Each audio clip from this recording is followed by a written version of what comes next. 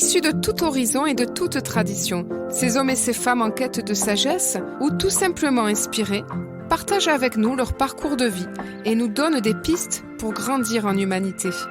Je suis partie à la rencontre de ces chercheurs d'hier et d'aujourd'hui. Vous écoutez Envie de sagesse. Bonjour à tous, je suis en compagnie aujourd'hui de Julien Perron. Alors Julien, vous êtes un chef d'entreprise intuitif, un autodidacte si on peut dire, mais avant tout, vous vous définissez comme un citoyen du monde. Vous êtes réalisateur et producteur de films, entre autres le film C'est quoi le bonheur ? Et créateur d'événements dont le fameux festival pour l'école de la vie. Bonjour Julien. Bonjour. Est-ce que vous auriez envie de rajouter quelque chose à cette présentation ? Oui, un petit détail, le film c'est quoi le bonheur pour vous, précisément, et pas juste c'est quoi le bonheur. Qu'est-ce que je pourrais ajouter ? Non, je trouve que c'est très bien parce que c'est comme ça que je me définis. Après, c'est vrai qu'on fait plein de choses maintenant, mais peut-être qu'on va en parler là pendant l'interview. Oui. Mais moi, j'aime bien résumer à citoyen du monde et chef d'entreprise intuitif. Ah oui. Moi, j'aurais bien voulu que qu'on revienne sur votre parcours et votre scolarité, puisque j'ai découvert, notamment en regardant une interview, une émission de TEDx, que vous étiez à l'école un enfant dyslexique et dysorthographique et que vous ne trouviez pas votre place. Oui, c'est vrai, mais je crois qu'on le reste, dysorthographique et dyslexique. Je sais pas si... J'ai le sentiment que ça s'améliore quand même avec le temps, avec des efforts, mais je pense que c'est quelque chose quand même qui reste. En fait, moi j'ai 42 ans, donc du coup, je pense qu'à l'époque, les enseignants n'étaient pas équipés pour accompagner les enfants qui sont un peu différents dans leur façon d'apprendre, et peu importe d'ailleurs les étiquettes qu'on nous met dessus, moi je suis 10, mais il y a plein d'autres formes. Et donc oui, c'était pas évident. En fait, ce qui était pas évident, c'était surtout de se sentir différent. Et au-delà de se sentir, en tout cas, la plupart des profs ou des enseignants que je pouvais avoir à l'époque le disaient en fait d'une certaine manière. Et c'est ça en fait, je pense, qui est difficile. Je vais peut-être parler pour beaucoup de personnes qui ont vécu la même chose. C'est ça qui est difficile, c'est de vivre cette différence quand on est gamin. Et après, ce qui fait la différence du coup entre une personne qui va le vivre bien et une autre personne qui va le vivre pas forcément bien et pour lesquels ça va vraiment le suivre après en tant qu'adulte, c'est le regard qu'on va porter sur cette différence. Et moi, je pense qu'à l'époque, j'étais déjà un peu équipé parce que j'ai des parents qui sont ouverts d'esprit. J'ai une mère déjà à l'époque qui tirait les cartes, qui faisait de l'astrologie, qui faisait des thèmes astrales, qui s'intéressait au développement personnel. Nous, on n'allait pas voir de médecins, on allait voir des thérapeutes qui sont dans les médecines douces déjà à l'époque. Et donc, ça remonte à très longtemps, plus d'une trentaine d'années. Et donc, je pense que déjà, moi, j'étais un peu formaté, on va dire, et conditionné par mes parents à avoir un prisme et un regard différent. Et donc, du coup, moi, j'ai transformé les choses et je suis devenu un peu le clown dans la classe, même beaucoup. Et je crois que ça m'a permis justement de compenser un peu cette différence. Et puis, on voit bien après, avec le temps, avec les années, encore maintenant, je suis tombé il n'y a pas si longtemps que ça sur un article qui disait qu'il y avait des entreprises aux États-Unis notamment, qui embauchaient volontairement des dyslexiques parce que leur idée, c'était de se dire que comme on utilise notre cerveau de manière différente, on a une créativité qui est différente d'une autre personne. Et pour eux, potentiellement, c'est intéressant d'avoir des personnes qui réfléchissent différemment, en fait, quoi. Oui, j'ai vu ce reportage. En fait, vous étiez... c'était votre stratégie, c'était de faire le clown, à défaut de pouvoir être dans la norme, j'allais dire. Oui, c'était ça, ouais. Ouais, c'était vraiment ça. C'est ce qui me permettait, je pense, de compenser cette étiquette qu'on m'avait mis sur le dos. Mais c'est vrai que c'était pas forcément simple. Puis alors en plus, faut se remettre dans le contexte. Moi, je me rappelle dans la cour, ça m'arrivait assez souvent de faire des câlins aux arbres. Et donc, maintenant, on appelle ça la sylvothérapie. Mais à l'époque, quand on faisait ça, on nous prenait un peu pour un fou. Donc tout ça n'arrangeait pas l'étiquette que j'avais sur le dos. Mais pour autant, moi, je le faisais quand même. Enfin, pour moi, c'était normal en fait de faire ça parce que ça me faisait du bien. Et puis après, les années ont passé et là, j'ai eu plein de déclics. En fait, c'est des déclics qui se sont succédés Alors non, ça a commencé à 10 ans précisément. À 10 ans, on est parti. Donc, je faisais partie d'un programme scolaire et on est tous partis aux États-Unis Donc, on était chacun dans une famille d'accueil et on est resté 1 mois et ça a été un déclic pour beaucoup de personnes qui ont participé à ce programme. En tout cas, moi, je me suis senti très à l'aise dans ce rôle-là. J'avais pas envie de rentrer, en fait. Je me rappelle même pleurer pour rentrer en France, tellement je me sentais bien. Et en fait, j'avais vraiment le sentiment que j'apprenais énormément, en fait, dans ce voyage, quoi. Le fait d'être déconnecté de mes parents, enfin, je le conscientisais pas de cette façon. Maintenant, je le conscientise maintenant. Mais en tout cas, à l'époque, j'avais vraiment le sentiment d'apprendre, mais 15 fois plus que ce que je pouvais apprendre à l'école, quoi. Et pour moi, c'était grisant. Et puis, en 10 ans, on maîtrise pas forcément déjà très bien la langue française, mais encore moins une deuxième langue, l'anglais. Mais pour autant, j'arrivais quand même à me débrouiller et à me faire comprendre. Enfin, tout ça a fait que quand je suis rentré en France, moi, j'ai dit à mes parents que j'avais envie de voyager parce que du coup, j'avais vraiment le sentiment que j'apprenais beaucoup de choses. Et ils m'ont dit, ok, pas de souci, mais l'argent ne tombe pas des fenêtres. Donc, si tu veux voyager, il va falloir que tu mettes de l'argent de côté. Donc, du coup, j'ai fait des petits boulots. Nous, on était gardiens d'immeubles, hein. On vivait à 4 dans un 40 mètres carrés. Donc, on est une famille extrêmement modeste. Et donc, du coup, je les aidais, en fait, en tant que gardien, à faire le ménage, à faire plein de petites tâches comme ça, ménagères, on va dire. Et puis, voilà, j'ai cumulé des sous. Et après, mon deuxième déclic, ça a été mon premier voyage seul, en partant avec mon sac à dos, très jeune. Je crois que là, je devais avoir 12 ou 14 ans, un truc comme ça. C'était en France, hein, au début. Et puis voilà, ça a été maintenant, c'est devenu un de mes outils en développement personnel. Je pars tous les ans, au moins une fois seul, un mois avec mon sac à dos dans un pays, parce que c'est important. Ah oui, ça, je voulais en parler dans la deuxième partie. Donc, vous nous dites que vous êtes parti tout seul à entre 12 et 14 ans. Tout seul. Ouais, exactement. Ouais. Et je crois, de mémoire, ça devait être à Deauville. Pardon ? C'est assez incroyable aujourd'hui. Ouais, en fait, je crois que ça dépend de l'ouverture d'esprit des parents, ça dépend de comment on a été conditionné. C'est sûr que notre société à l'heure d'aujourd'hui nous fait croire que potentiellement il n'y a que des fous et des dangereux autour de nous. Donc je me mets à la place des parents, du coup ça fait peur de laisser son gamin partir seul, évidemment, parce que la société nous fait croire ça. Mais moi, une fois de plus, je voyage depuis 25 ans seul. Je rencontre autant de femmes qui voyagent seules. Pour les clichés, de ceux qui disent voyager seul en tant que femme, c'est encore pire. Franchement, c'est que des clichés.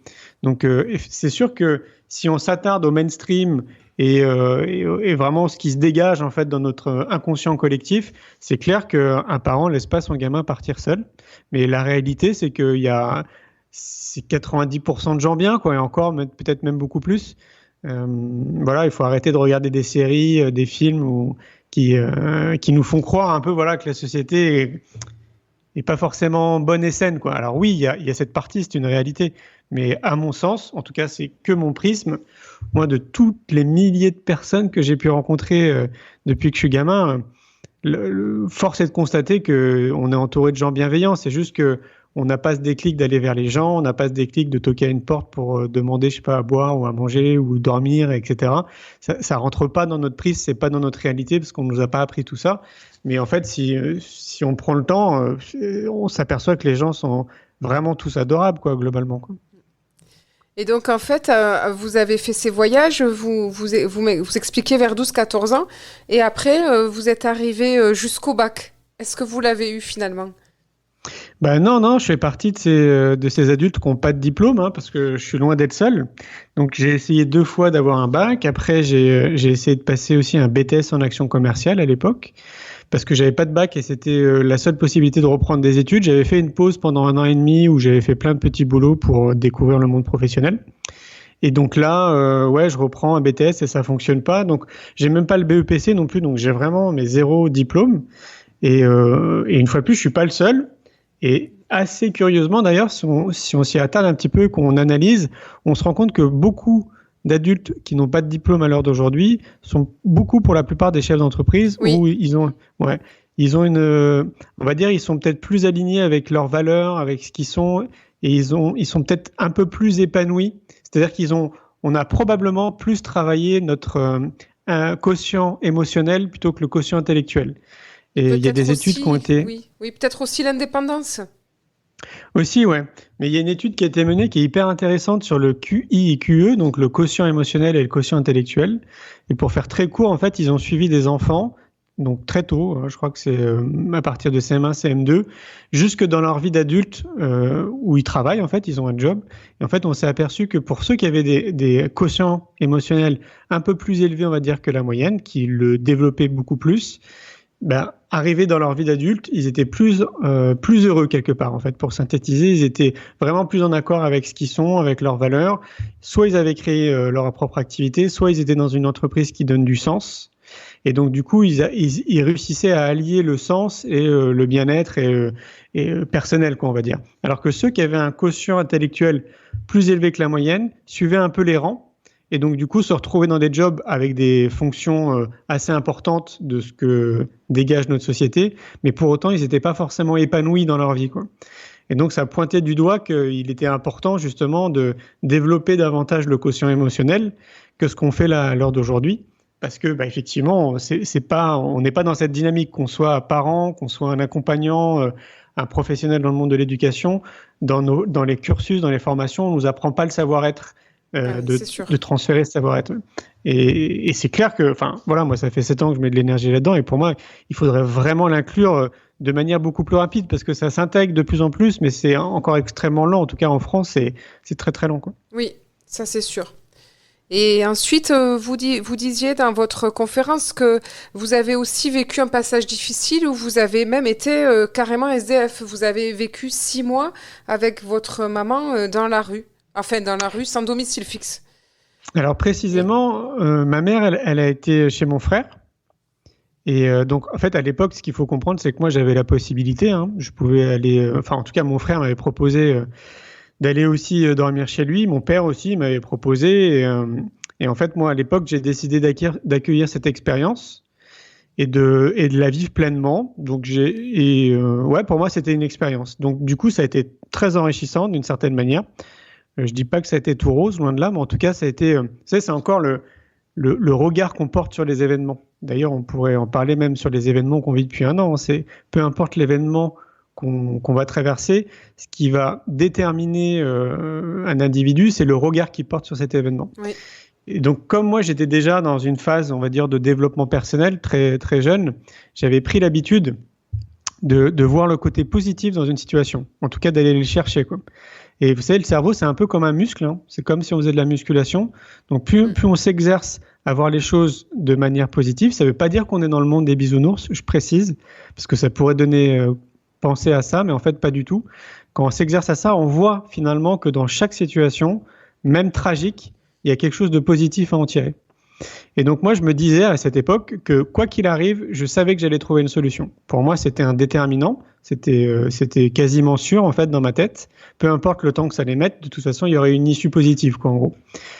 Et curieusement ou pas, à l'époque, c'était un sujet qui m'intéressait, en fait, de toutes ces personnes qui vivent dans la rue. Je discutais d'ailleurs assez souvent avec des SDF que je croisais, en fait, sur mon passage, avant de vivre l'expérience. Et donc, ce que je me suis aperçu, donc c'est toujours pareil, c'est mon regard. Ce que j'ai vu, c'est les gens avec qui j'ai discuté, justement, ils avaient perdu en fait ce côté positif dans leur tête. C'est-à-dire qu'il n'y avait plus d'issue. C'était comme si tout était déjà déterminé et qu'il n'y avait plus moyen de s'en sortir, quoi, en gros. Oui. Et ça a été encore un autre déclic dans ma vie où je me suis aperçu vraiment du pouvoir de la pensée, quoi. Et c'est vrai que si on synthétise, si on est 7 milliards d'individus, moi, ça me laisse supposer qu'on est dans 7 milliards de mondes différents, parce que justement, en fait, très clairement, notre pensée, en fait, crée notre propre monde, quoi. Physiquement, on est tous sur la Terre, mais dans notre tête, dans nos pensées, dans notre conditionnement, dans notre histoire, dans notre façon d'intercepter les choses, les événements, les rencontres humaines, on est dans notre propre monde.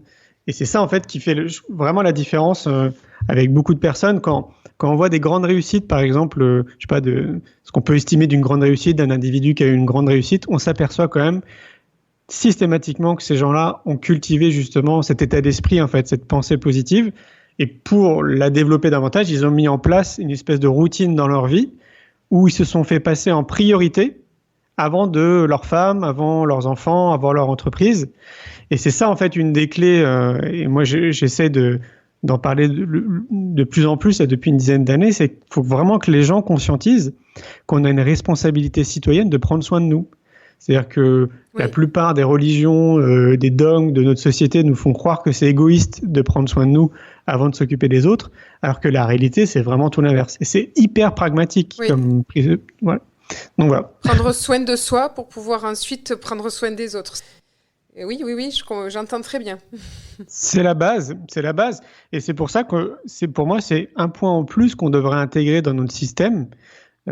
Qu'on soit une fois de plus parents, accompagnants, professionnels dans le monde de l'éducation, donc ça concerne tout le monde, tous les citoyens, on devrait vraiment semer des graines le plus tôt possible dans ce sens-là, en nous faisant comprendre que c'est important de faire du sport, c'est important de bien manger, d'avoir une alimentation qui nous nourrisse de manière saine, donc autrement dit bon pour notre santé, pas juste manger pour se remplir, mais manger parce que c'est notre premier médicament, quoi, on va dire. De s'entourer de gens positifs, de se couper d'informations négatives, d'aller le plus souvent dans la nature, de pratiquer des exercices de relaxation, et je pourrais en citer plein comme ça. Quelque part, au même titre qu'on se brosse les dents ou on mange, ça devrait être une routine, ça devrait être la norme en fait dans notre vie, et que ce soit intégré en fait dans chacun de notre vie, quoi. On tend dans cette direction de plus en plus, donc je pense que si on se revoit d'ici une quinzaine d'années, on verra qu'on a bien progressé dans cette direction, mais c'est vrai qu'il y a encore de l'énergie à mettre pour que les choses s'accélèrent. Mais voilà, pour moi, il faut vraiment intégrer, pour mettre une étiquette dessus, le savoir-être le plus tôt possible. Parce que ça change tout, quoi. Pierre Rabhi, lui, dit qu'on peut changer le monde avec l'agriculture. Moi, je suis complètement d'accord avec ça. À 100%, je le rejoins. Parce que quand on analyse, on voit bien qu'effectivement, on peut vraiment changer le monde avec l'agriculture. Et je pense que avec l'éducation aussi, on peut vraiment changer le monde de manière positive si on intègre davantage ce savoir-être, quoi. C'est-à-dire qu'on apprenne réellement à se connaître nos compétences, nos excellences. Là, on est vraiment bon de manière innée, alors que notre camarade, lui, va être bon dans autre chose, par exemple.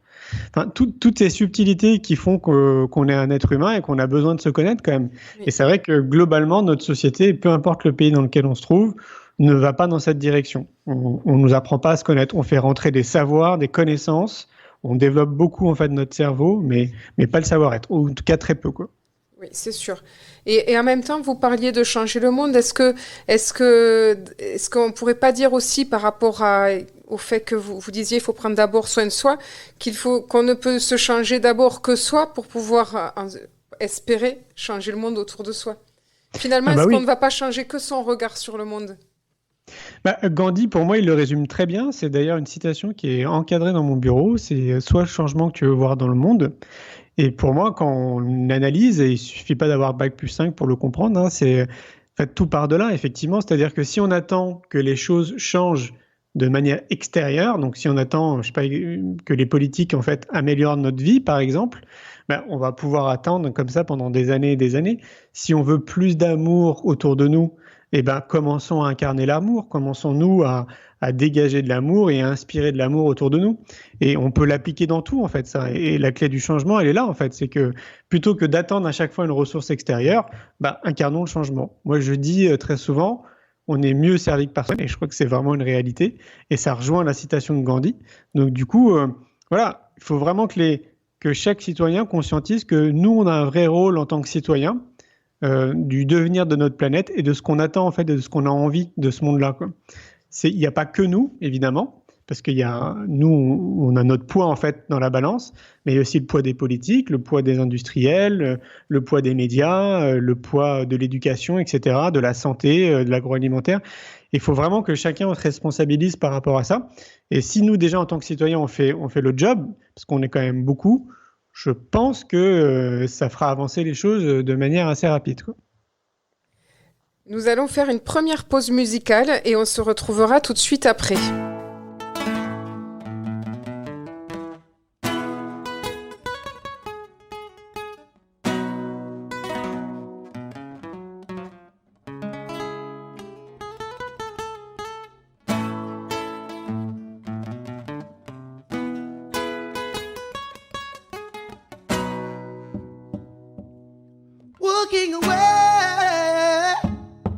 Walking away from the Almighty, Almighty, Almighty.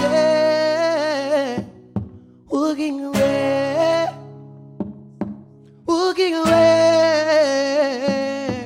from the Almighty, Almighty, Almighty. Full path of the Almighty God. Sharing dream, sharing hope to purify. One got a different religion but one faith. Holy land we get to and clear your sins. My brother pilgrimage, traveling to Roma. My sister pilgrimage, traveling to Jerusalem. See the Kaaba is the dream of my people. Shalom, salam, shalom. Shalom, salam, shalom. Hallelujah. Alhamdulillah. Is the road of Jah willing to come in with yourself?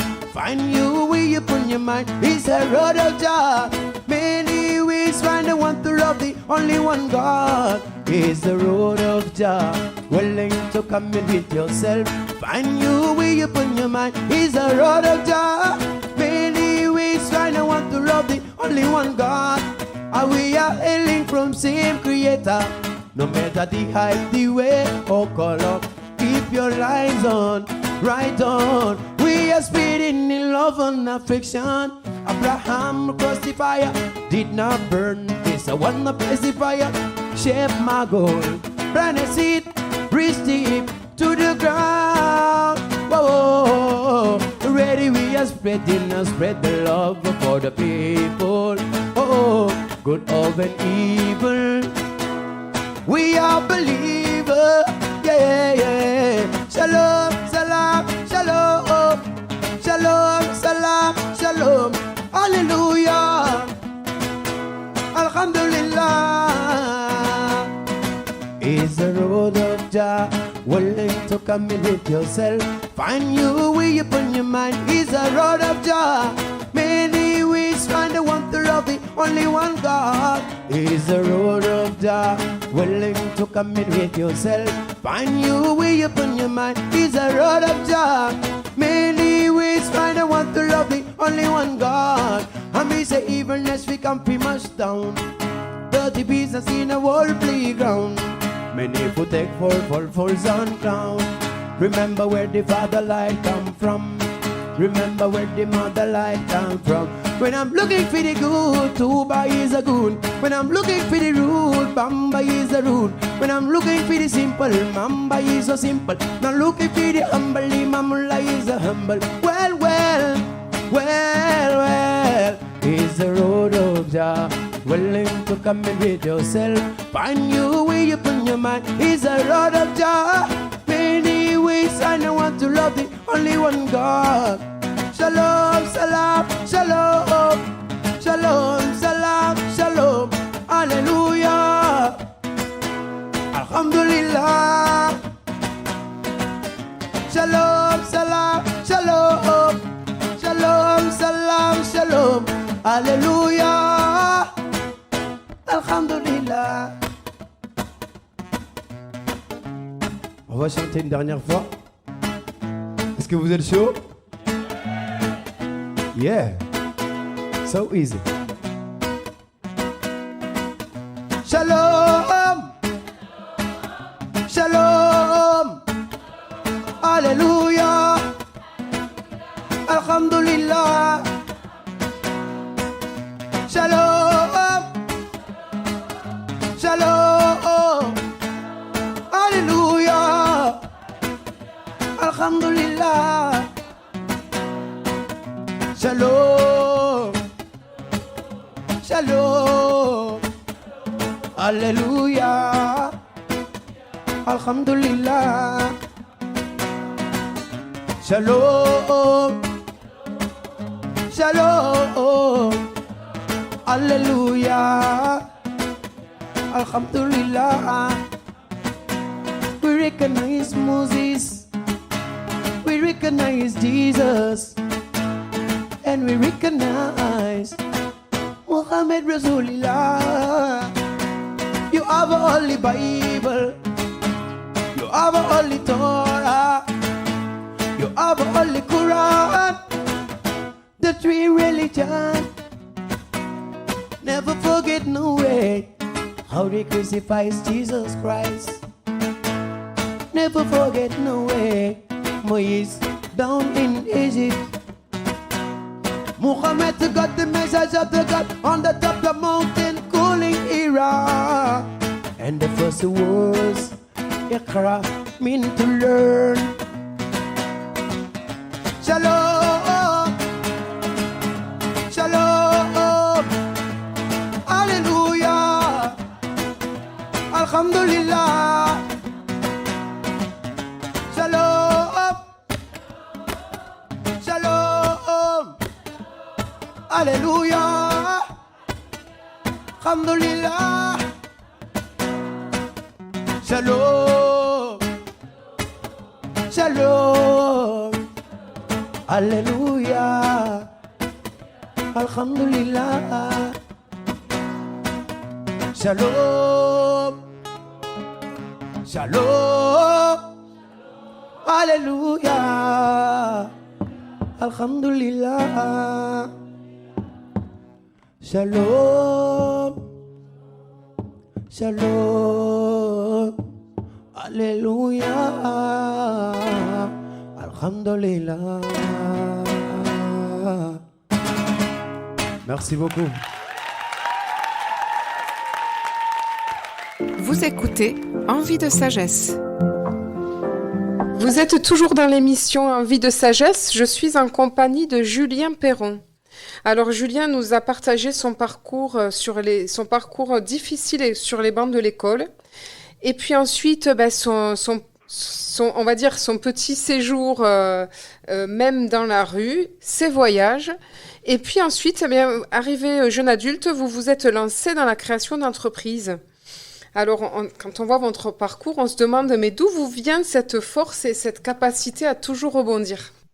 Alors déjà, je suis le premier surpris, parce que si on m'avait dit tout ce que j'allais mettre en place à l'époque quand j'étais jeune, enfin je suis toujours d'ailleurs, mais plus jeune on va dire, c'est clair que j'aurais eu du mal à y croire. En fait, pour moi, la clé, elle est valable pour tout le monde. Et une fois de plus, c'est pour ça que pour moi, il faut vraiment mettre de l'énergie autour de l'éducation. C'est que si on nous accompagne très tôt à révéler nos excellences, là où on est très très bon de manière naturelle, je crois on gagne beaucoup de temps après dans notre vie d'adulte. Moi, j'ai eu cette chance de les déceler assez tôt, finalement, parce que j'ai créé mon entreprise à 23 ans. Donc, entre 18 et 23, on va dire, j'ai commencé à voir de manière un peu naturelle là où j'étais bon. C'est-à-dire, je voyais bien que j'avais une facilité pour fédérer des gens autour de moi. C'était très simple pour moi. Je voyais à l'époque, quand j'étais en BTS Action Commerciale, donc on est en alternance dans une entreprise. Donc là, j'avais une casquette un peu de commercial. Donc, je découvrais un métier et je découvrais que j'étais très bon. En fait, je découvrais que d'année en année, le chiffre d'affaires, il était exponentiel. Et c'était grâce à l'énergie que je mettais. Et pour moi, ça ne nécessitait pas vraiment d'effort. J'ai vu que j'étais bon en communication, etc. Donc, c'est ça, en fait, pour moi, l'une des clés. C'est-à-dire que dès qu'on voit là où on est bon et que c'est naturel pour nous, déjà, ça ressemble plus à du travail parce que c'est quelque chose qui est inné, quoi. Et après, au-delà de ça, c'est 23 ans, je réfléchis et je me dis, je vois que j'ai des compétences, j'ai envie de donner du sens à ce que je fais. Je ne me vois pas jusqu'à ma retraite, si un jour j'ai une retraite. Je ne me vois pas faire un boulot qui n'a pas de sens. Autant créer mon activité avec un gros besoin de liberté derrière. Et donc, du coup, le fait de se lancer dans quelque chose qui te fait vibrer, en fait, quelque chose qui te porte, ça change tout. Ça change tout dans ce qu'on appelle cette bulle professionnelle, quoi. Parce que moi, j'ai pas du tout l'impression de travailler, en fait, depuis que j'ai créé mon entreprise. Ça va faire 18 ans et je m'éclate parce que je fais ce que j'ai envie de faire au moment où j'ai envie de le faire. Je suis mes intuitions. Et qui plus est, en fait, tout ce que je mets en place a du sens, participe à un égrégore collectif positif, inspire les gens. Ça va même bien plus loin parce que on sait que maintenant, il y a un peu plus de 20 millions de personnes qui ont été impactées par nos initiatives. Donc, au-delà de semer des graines, c'est sûr que potentiellement, ça a changé la vie de certains. En tout cas, on nous l'a dit. Donc voilà. Et ça, c'est valable pour tout le monde. C'est-à-dire que quand on fait une activité professionnelle, parce qu'on est dans une société où on a besoin de gagner d'argent, visiblement, pour manger, pour avoir au moins un toit sous la tête, quand on fait une activité professionnelle qui est quelque part une activité passion, ou en tout cas quelque chose qui est totalement en accord avec qui on est, d'une part, on n'a plus l'impression de travailler, donc les heures ne passent plus, quoi, quelque part, quoi. C'est un peu de l'amusement. Parce que là, je parle des heures et en fait, ça me fait penser quand j'étais salarié. Quand j'étais salarié, je faisais 35 heures par semaine. Et donc là, je vois bien en tant que chef d'entreprise, si je fais des calculs arithmétiques, à mon avis, je dois faire 60-70 heures par semaine. Ah oui, en effet. Donc, ce qui est le double. Et donc, ce qui peut paraître énorme quand on le dit comme ça. Mais à vivre, j'ai pas du tout l'impression. J'ai même l'impression de travailler moins que ce que je faisais quand j'étais en 35 heures par semaine. Vous voyez, c'est assez étonnant en fait, parce que dès qu'on est vraiment aligné dans un truc qui nous plaît, qui nous porte, qui nous fait vibrer, qui a du sens, qui aide les gens, qui participe à un truc positif, eh ben, l'énergie, elle est là en fait naturellement. Pour répondre à votre première question, l'énergie, elle est là. Alors après, il y a un secret, mais dont je vous ai aussi révélé. Parce que, enfin, c'est même pas un secret, c'est une logique. C'est que je prends soin de moi. C'est-à-dire, je suis ma priorité de tous les jours. Et donc, moi, j'ai intégré dans ma vie, depuis très longtemps maintenant, cette routine dont je vous parlais. Donc, le sport, l'alimentation, le sommeil, la nature, me couper des informations négatives, avoir un cercle d'amis, de personnes positives et qui me nivellent vers le haut. On se nivelle vers le haut les uns avec les autres. Des exercices de relaxation, tout ça, c'est ancré dans ma vie. Donc, j'ai des rituels, on va dire, tous les matins, etc. Et donc, ça, inévitablement, ça joue beaucoup. Mais souvent, quand même, ceux qui sont dans ce mood-là, comme je suis, c'est-à-dire soit qu'on crée leur entreprise, soit qui sont salariés dans quelque chose qui les porte, qui les fait vibrer, parce que totalement alignés avec qui ils sont, généralement, ils ont compris qu'il fallait qu'ils s'occupent d'eux. C'est quelque chose qui est lié, quoi. Donc, d'ailleurs, il y a un bouquin que je recommande qui est très intéressant, qui s'appelle « Réfléchissez et devenez riche » de Napoléon Hill, qui est une étude intéressante. C'est un monsieur qui est parti à la rencontre à l'époque, donc ça remonte il y a très longtemps, à la rencontre de ces chefs d'entreprise qui sont brillants, un peu comme le gars qui a créé Apple, Peugeot, Disneyland, des trucs, etc.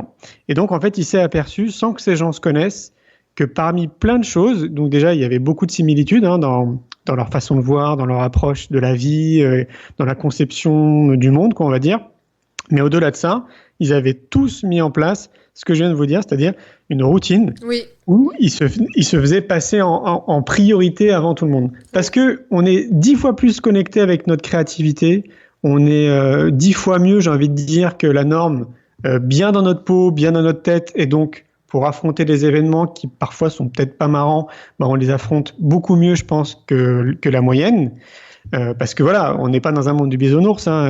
Il y a forcément des épreuves en fait comme ça qui arrivent sur notre vie. C'est la vie, quoi. C'est comme ça. Mais quand on est dans cette démarche-là, c'est vrai que on les accueille différemment.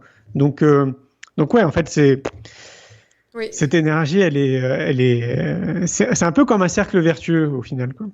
Oui, ça me rappelle Isalou Régent qui avait écrit La magie du matin, suite à une série d'interviews, comme vous dites, sur des gens qui effectivement mettaient en place cette routine dès le matin. Ah ouais, moi j'invite tout le monde à le faire. Hein. Il faut le tester, c'est-à-dire que si on le teste pas et qu'on le garde de manière intellectuelle, ça reste purement intellectuel. Mais voilà, testez-le. On dit que le faire 21 fois, 21 jours, permet de l'ancrer. Moi j'y crois moyennement, je crois plutôt à la constance et la persistance dans le temps. Donc, si vous le faites vraiment régulièrement et dans le temps, on va dire au moins 21 jours, il y a de fortes chances que vous voyez très rapidement les effets positifs à tous les niveaux et que du coup, ça vous donne envie de continuer, quoi. Mais pour le temps, il faut passer à l'action, quoi. Oui, c'est une hygiène psychique en fait. Exactement. Alors, on va revenir sur vos voyages. Vous avez beaucoup voyagé et finalement, le DVD dont on parlait au début, C'est quoi le bonheur pour vous, est issu ou inspiré de tous ces voyages. Est-ce que ce sont les voyages qui vous ont donné envie de faire ce DVD ou est-ce que c'est l'inverse, c'est le DVD qui vous a conduit à voyager ? Alors, ni l'un ni l'autre, parce que déjà, je voyageais beaucoup avant.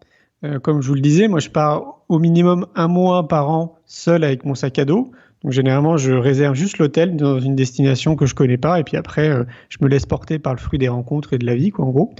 Donc ça, je le faisais déjà bien avant. Pour le film, ce qui s'est passé, c'est que comme je vous le disais, je me considère comme un chef d'entreprise intuitif parce que tout ce que j'ai mis en place jusqu'à présent, je l'ai fait de manière purement intuitive. Donc, j'ai jamais imaginé un jour, pour prendre l'exemple du film, réaliser un film. Pour moi, c'était même pas imaginable. Alors autant je suis cinéphile, donc j'adore aller au cinéma, mais dans ma tête, un film, c'est des millions et des millions d'euros. C'est un métier, donc voilà, comme je disais, j'ai pas de diplôme et j'ai surtout pas fait des études dans ce sens-là. Donc ça pouvait pas rentrer dans ma réalité. C'était pas imaginable, quoi. Et en fait, ce qui s'est passé, c'est qu'à un moment donné, je pars au Canada pour mon entreprise. J'avais envie de créer des ponts entre le Canada et la France pour des thérapeutes, en fait, les professionnels du bien-être. Et en fait, j'y suis resté un mois. Et pendant ce mois, je me suis aperçu d'ailleurs très rapidement, au bout de quelques jours, que les Canadiens étaient extrêmement chaleureux, que le contact avec eux était mais très facile, un peu très friendly en fait. On a l'impression d'avoir des potes un peu partout là-bas au Québec. C'est très sympa. Mais c'est culturel, en fait. On sent que c'est vraiment quelque chose qui est ancré. Mais quand on arrive, nous, en tant que Français, il y a un peu un choc de se dire « Waouh, c'est génial, en fait. » Si on est un minimum sociable, c'est super sympa, quoi. On se fait des potes partout, à l'arrêt de bus, dans un bus. C'est génial, quoi. Et donc, à un moment donné, je me retrouve chez quelqu'un. Il y a un blizzard, une grosse tempête, et on ne peut pas sortir. Moi, je dors chez les gens quand je me déplace. Et donc là, on commence à discuter de plein de choses et on parle du bonheur à un moment donné. Et c'est de manière très spontanée que je propose à cette jeune fille à l'époque de la filmer avec mon téléphone portable quand elle me parle du bonheur. Mais je conscientisais pas, en fait, c'était quelque chose de très spontané et d'intuitif. Et c'est en regardant cette vidéo le soir que j'ai trouvé ça génial. En fait, je me suis dit, waouh, peut-être que je vais découvrir pourquoi les gens au Canada, ils sont aussi sympas, aussi friendly, aussi heureux, quoi. Et donc, je me suis dit, je vais interviewer les gens, s'ils sont OK, les gens que je vais rencontrer. Je vais les filmer avec mon téléphone et je vais leur poser cette question. Mais c'est quoi le bonheur pour vous? Et je me suis laissé embarquer en fait là-dedans. Il se passe quelque chose. Enfin, je pense que si on le refaisait maintenant, ce serait la même chose. Ce qui s'est passé, c'est que quand vous arrêtez quelqu'un spontanément et qu'il accepte que vous le filmez avec votre téléphone et que vous le regardez dans les yeux quand il vous parle comme ça du bonheur, qui peut être quelque chose de très intime pour quand même pas mal de personnes, il y a une connexion qui se fait qui est assez forte. Donc, on va dire plutôt de l'ordre de l'humain, quoi. Et ça m'a bien plu. Ça m'a bien plu parce que je me suis dit, tiens, il y a quelque chose auquel je m'attendais pas. Donc, je vais continuer, comme je voyage 6 mois de l'année habituellement pour mon entreprise. Je vais continuer à chaque fois que je croise des gens, je sais pas, à l'aéroport, peu importe, s'il y a des gens qui sont OK pour répondre à cette question, je vais leur poser cette question, je vais la filmer, on mettra ça en ligne sur les réseaux sociaux. Après, on s'est dit, tiens, maintenant, on va mettre ça en ligne sur notre chaîne YouTube Néo Bien-être. Et puis voilà, ça a duré pendant 4 ans. Et donc, pendant toutes ces années, j'étais animé, premièrement, du fait que je voyais que ça impactait les gens. C'est-à-dire que ça répondait à un de mes premiers souhaits, c'était que les gens réfléchissent à cette question. Parce que je voyais au fur et à mesure que les gens ils réfléchissaient pas à cette question en réalité. Et puis, je voyais que ça générait des déclics. Et donc, c'est ça, en fait, qui m'a motivé pendant 4 ans à réaliser ce film. Et c'est pas tant les voyages, parce que j'ai profité de mes déplacements et personnels et professionnels pour interviewer ces gens. Et c'est seulement la dernière année, je crois, donc il me semble un an et demi avant que je prenne la décision d'arrêter d'interviewer des gens comme ça partout dans le monde, et j'avais pris la décision de me rapprocher de professionnels, donc d'écrivains, de scientifiques, de chercheurs, de maîtres spirituels, de personnes qui, pour moi, avaient passé peut-être toute leur vie à étudier quelque chose, peu importe ce que c'était, mais ça en faisait des experts. Et c'est Yann Arthus Bertrand à l'époque qui m'a inspiré avec l'émission Terre vue du ciel. Et c'est vraiment, cette dernière année était assez énorme parce que je rencontrais des gens qui sont, on va dire, connus, avec lesquels j'avais des discussions qui étaient passionnantes autour du bonheur et qui, pour moi, venaient valider plein de choses que je disais et que je pensais depuis de nombreuses années. Et donc, ça venait valider un petit peu tout ce que j'avais déjà mis en place à l'époque avec Néo Bien-être. Et donc, c'est plutôt un prolongement déjà de qui je suis, donc à travers les voyages, plus que le film qui a construit mon envie de voyager, quoi. Oui. C'est super intéressant d'écouter ça. Et ce qui me vient quand je vous écoute, j'allais vous demander quel est votre petit mot de la fin, le message que vous auriez envie de transmettre.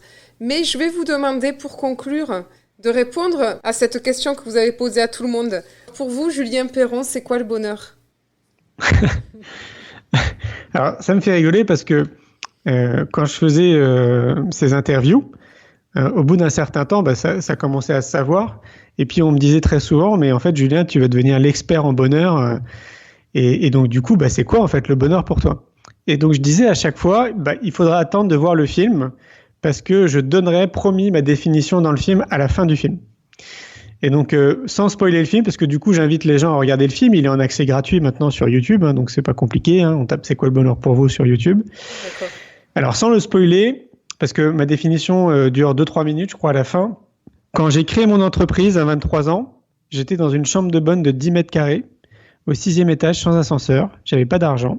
Comme je vous l'ai dit, je suis dyslexique, dysorthographique, pas de diplôme. Et donc, je me lançais un peu contre toute attente, contre tous les prismes de la réalité de notre quotidien. J'avais pas les cartes entre les mains, en fait, pour me lancer, quoi. Et ce que j'ai fait, c'est que je me suis mis en mode introspectif. Je me suis posé plein de questions. J'ai évidemment interrogé les gens autour de moi. Et là, j'invite les gens qui nous écoutent à pas forcément écouter les gens autour de nous, qui sont souvent très bienveillants, mais ce qu'ils vont vous dire, c'est juste le reflet de leur propre histoire. Et très souvent qui est alimenté par de la peur, mais c'est tout le temps bienveillant, mais il y a beaucoup de peur quand même derrière. Et donc moi, dans cette introspection, un des points en fait pour moi qui était important, c'était de me dire, Julien, quels sont tes besoins? Ok, tu as envie de créer une entreprise, mais c'est quoi en fait tes besoins derrière tout ça, quoi? Donc j'avais un vrai besoin de liberté. Et puis après, j'avais des besoins en fait primaires, c'est-à-dire manger, dormir, avoir un toit sur la tête, continuer à voyager, rencontrer du monde, l'amour, évidemment, l'amitié, rigoler et tout, etc. Donc, vraiment des besoins extrêmement primaires, j'ai envie de dire. Je sentais pas que j'avais besoin d'être multimilliardaire, de rouler en Ferrari, d'avoir un appartement qui fait 800 mètres carrés. J'étais pas du tout dans ce trip-là. Et donc, je me suis dit, OK, donc c'est ça tes besoins, Julien. Donc, c'est ça, en fait, quelque part, qui va te rendre heureux, quoi. Donc, c'est indirectement, c'est sûrement répondre à la question, c'est quoi le bonheur pour toi, en fait, Julien? Et ces besoins, ils ont pas évolué avec le temps. J'ai toujours les mêmes besoins. J'ai pas d'autres besoins matériels ou autres. Vraiment, mes besoins n'ont pas évolué. Et si je devais peut-être accentuer davantage, ça serait vraiment de peut-être encore plus voyager, de plus profiter d'être ce que j'appelle d'être dans la vie, parce que quand je suis en voyage comme ça, quand je me déplace et que je suis en mouvement, c'est vraiment là où j'ai l'impression d'être dans la vie, quoi. Donc voilà. Voilà. Mais sinon, pour avoir la suite, il faudra regarder le film. Donc, nous vous invitons les auditeurs à aller sur YouTube et télécharger C'est quoi le bonheur pour vous? Exactement. Merci beaucoup, Julien. Merci à vous.